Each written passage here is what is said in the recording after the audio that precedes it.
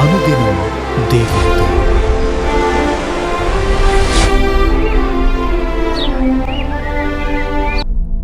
Praise the Lord. అనుదినం దేవునితో అనే కార్యక్రమాన్ని చూస్తున్న మీ అందరికీ మన ప్రభు అయిన రక్షకుడైన యేసుక్రీస్తు ఘనమైన నామంలో వందనాలు. ఈ ఉదయకాలం దేవుని వాక్యం చూసుకుందాం. అపోస్తుల కార్యములు 16వ అధ్యాయం 31వ వచనం. ప్రభు అయిన యేసునందు విశ్వాసం ఉంచుము, అప్పుడు నీవును నీ ఇంటి వారును రక్షింపబడుదురు. దేవుని బిడ్డలు అంటే రక్షించబడినటువంటి వారు దేవునికి చేసేటువంటి సేవ ఎక్కడ ఆరంభించాలో ఈ వాక్యం తేటగా చెప్తుంది. ఒక వ్యక్తి రక్షించబడిన తర్వాత తన ఇంటి వారి ఎడల భక్తిని కనపరచాలి. రక్షించబడినటువంటి ఒక వ్యక్తి గృహంలోని తల్లి లేదా తండ్రి లేదా అతని రక్త సంబంధీకులు మొదటగా అతని ప్రవర్తన గమనిస్తుంటారు. రక్షించబడిన తర్వాత ఆ వ్యక్తి ప్రవర్తనకు, రక్షించబడక ముందు ఆ వ్యక్తి ప్రవర్తనకు తేడా వారు గమనిస్తారు. రక్షణ పొందిన వ్యక్తి యొక్క మాదిరిని వారు చూస్తుంటారు. యేసును ఎరుగక ముందు నువ్వు ఎలాంటి ప్రవర్తన కలిగిన వాడివో, ఎలాంటి నడవడిక కలిగిన వాడివి, ఎంత గర్విష్ఠుడివి, ఎంత గర్విష్ఠురాలివి, ఎలాంటి తిరుగుబాటు స్వభావం కలిగిన వ్యక్తివి, ఎలాంటి పాపములో కూరుకుపోయిన వ్యక్తివో వారు చూసి ఉంటారు. అలాగే క్రీస్తును నీవు సొంత రక్షకునిగా అంగీకరించిన తర్వాత మార్పు చెందినటువంటి నీ జీవితాన్ని కూడా వారు గమనించి చూస్తుంటారు. వారు సమీపంగా ఉన్నవారు కనుక వారికి నీ పరిశుద్ధత తెలుసు, నీ దీనత్వం తెలుసు. యేసును ఎరిగిన తర్వాత నీ గుణలక్షణాలన్నీ కూడా మారిపోవడం వారు కళ్ళారా చూస్తుంటారు. వారు నీలో ఉన్నటువంటి తగ్గింపును చూస్తుంటారు. వారు నీలో ఉన్నటువంటి పరిచర్య చేసేటువంటి విధానాన్ని వారు చూస్తుంటారు. చూసిన తర్వాత వారు యేసుక్రీస్తును, నీవు వెంబడించినటువంటి యేసుక్రీస్తును వారు కూడా అనుసరించాలా లేదా అనేది వారు తీర్మానించుకుంటారు. గెరాసనుల దేశస్థుడు, సేనా దయ్యం పట్టినటువంటి వ్యక్తి ప్రభు చేత విడుదల పొందిన తర్వాత ప్రభు అతన్ని చూసి అతనితో అంటున్నాడు, ప్రభు నీ యందు కనికరపడి నీకు చేసినటువంటి కార్యములన్నిటిని కూడా నీవు నీ ఇంటి వారి వద్దకు వెళ్ళి వారికి తెలియజెప్పుము అని.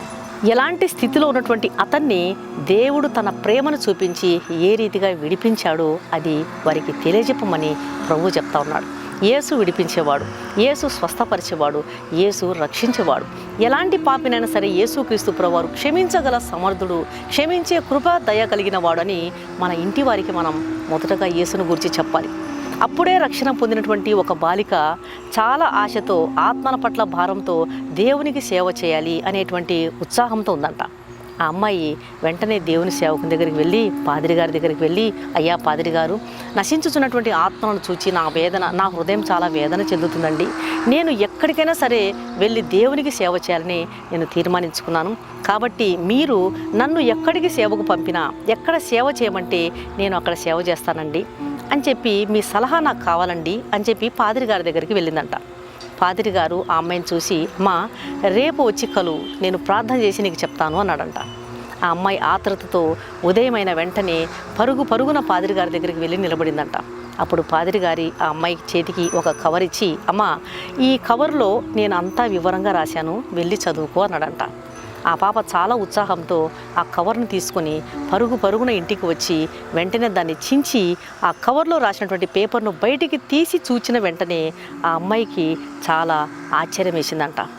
ఆ పేపర్ మీద కేవలం 2 అక్షరాలు పాస్టర్ గారు రాసి ఉంచాడంట. ఆ అక్షరాలు నీ తండ్రి. ఈ మాటలు చూచిన వెంటనే ఆ అమ్మాయికి తన వేసుకున్నటువంటి ప్రణాళికలన్నీ కూడా చెల్లా చెదురైపోయినట్లు భావించిందంట. అయినప్పటికీ కూడా పాస్టర్ గారు చెప్పినటువంటి మాటల్లో నిజం ఉంది.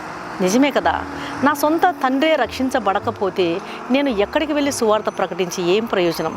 నా సొంత తండ్రి క్రీస్తు ప్రభువారు సొంత రక్షకునిగా తెలుసుకోకపోతే నేను ఎవరికో వెళ్ళి ఆత్మలను రక్షించాలనుకోవడంలో ఏం ప్రయోజనం అని చెప్పి పశ్చాత్తాపడి అప్పుడే పాదిరి గారి సలహాను అనుసరించి ఇంటికి వెళ్ళి తన తండ్రికి పరిచర్య చేస్తూ, తన తండ్రికి యేసును క్రీస్తు గురించినటువంటి సువార్తను ప్రకటిస్తూ, ఆయన ప్రేమను తన క్రియలలో ఆ పాప తన తండ్రికి చూపించి కొంతకాలానికి తన తండ్రిని రక్షణలోకి నడిపించుకుందంట. దేవుని బిడ్డలారా, రక్షించబడినటువంటి వారు మొదటగా తమ ఇంటి వారిని రక్షణలోకి నడిపించుకోవాలి. తమ ఇంటి వారి రక్షణను నిర్లక్ష్య పెట్టి ఎక్కడికి వెళ్ళి సువార్తను ప్రకటించినా అది వ్యర్థమే. కాబట్టి మొట్టమొదటగా మన ఇంటి వారి ఎడల మనము భక్తి కనపరచుటకును, వారికి ప్రత్యుపకారం చేయుటకును, దేవుని ప్రేమను క్రియలలో వారికి చూపించి వారిని నీతి మార్గం వైపు, పరలోక మార్గం వైపు నడిపించాలని యేసుక్రీస్తు ప్రభువారు కోరుతున్నారు. కాబట్టి ప్రభు అయిన యేసునందు విశ్వాసం ఉంచినటువంటి వ్యక్తివిగా నీవు ఉన్నట్లయితే ఈరోజు నీ విశ్వాసం ద్వారా నీ ఇంటి వారిని నువ్వు రక్షించుకోవాలని ప్రభు ఈ వాక్యం ద్వారా మాట్లాడుతున్నాడు. అట్టి కృప ప్రభు మీకు దయచేనుగాక. కళ్ళు మూసుకొని ప్రార్థన చేస్తాను. పరిశుద్ధుడైన తండ్రి, ప్రేమగల నాయన, ఈ ఉదయకాల సమయంలో మీరు ఇచ్చినటువంటి శ్రేష్టమైన వాక్యముకై నీకు వందనాలు ప్రభా. ప్రభు అయిన యేసునందు విశ్వాసం ఉంచుము, అప్పుడు నీవును నీ ఇంటి వారును రక్షణ పొందుదురంటున్నారు.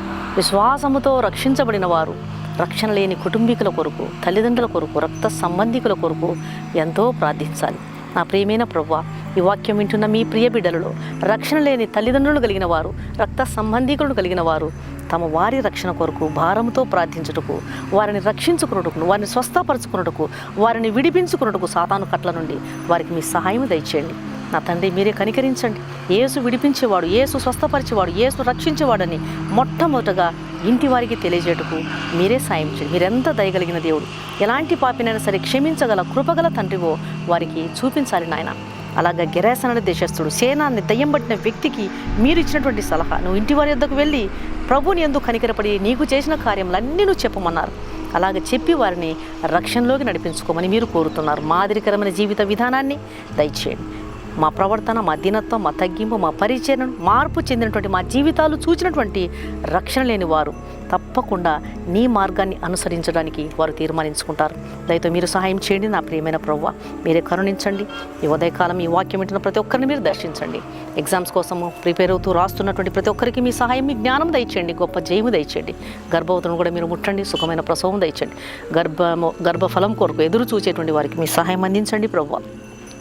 నా ప్రియమైన తండ్రి, రక్షణ లేని ప్రతి ఒక్కరిని మీరు రక్షించండి, సహాయం చేయమని యేసు నామమున అడిగి వేడుకుంటున్నాను తండ్రి, ఆమెన్. ఈ వాక్యం విన్న ప్రియమైన దేవుని బిడ్డలారా, దయచేసి దేవుని వాక్యం అనేకులు విని మేలు పొందే విధంగా దేవుని వాక్యాన్ని షేర్ చేయండి.